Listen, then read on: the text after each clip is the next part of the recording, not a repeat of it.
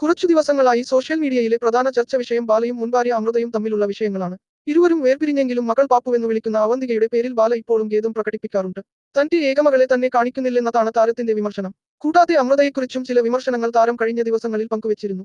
പിരിയുന്നതിന്റെ കാരണം ചോദിച്ചപ്പോൾ താൻ കാണാൻ പാടില്ലാത്ത സാഹചര്യങ്ങളിൽ കണ്ടുവെന്നാണ് താരം മറുപടി നൽകിയത്. എന്നാൽ ഈ പരാമർശങ്ങൾ വൈറലാവുകയും അമൃതയുടെ സഹോദരി പ്രതികരണവുമായി രംഗത്തുവരുകയുമൊക്കെ ചെയ്തിരുന്നു. ഇപ്പോൾ ഇതിനു വിശദീകരണവുമായി എത്തിയിരിക്കുകയാണ് ബാല. എന്റെയും അമൃതയുടെയും ഒരു വോയിസ് ക്ലിപ്പ് ലീക്കായിരുന്നു. അതിൽ അവസാനം ഞാൻ ദേഷ്യപ്പെടുന്നത് കാണാം. മകൾക്ക് കൊറോണ വന്നു അഡ്മിറ്റ് ആയെന്നു അറിഞ്ഞപ്പോൾ രാവിലെ 5 മണി മുതൽ വിളിക്കാൻ തുടങ്ങിയതാണ്. അമൃതയുടെ അമ്മയെയും വിളിച്ചു. പക്ഷേ എടുത്തില്ല. ഒന്ന് മകളുമായി ഫോണിൽ സംസാരിക്കാൻ പോലും അനുവദിച്ചില്ല. ഞാൻ പിന്നെ ആരെയാണ് വിളിക്കേണ്ടത്? ഹൈക്കോടതിക്കും സുപ്രീം കോടതിക്കും അവരുടെ ഓർഡറുകൾക്കും ഒന്നും ഒരു വിലയും ഇല്ലേ?